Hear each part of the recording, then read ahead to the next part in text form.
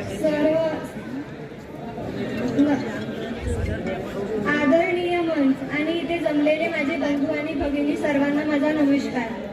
मी सर्वप्रथम सर्वांना माझी ओळख करताना सांगू इच्छिते की सार्वत्रिक निवड 2025 नगरपंचायत बहादुरा इथे महाराष्ट्राचे महसूल मंत्री माजी आमदार महसूल मंत्री चंद्रशेखरजी बावनकुळे साहेब यांच्या आशीर्वादामुळे आज मला अध्यक्षपदाची उमेदवारी मिळाली आणि तसेच जनतेचा आशीर्वाद आणि माझ्या नगरसेवकांचे सहकार्य आणि माझ्या कार्यकर्त्यांचे प्रयत्न यांच्यामुळे आज मी नगरपंचायत बहादुरा इथली पहिली नगराध्यक्ष बनली आणि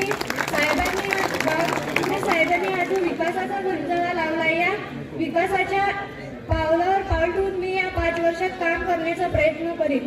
खरबी, बहादुरा, गुंदनीसिम या भागात समान विकास झाला पाहिजे यासाठी मी प्रयत्न करेन आणि प्रत्येक समाजाच्या घटकासाठी काम करेन.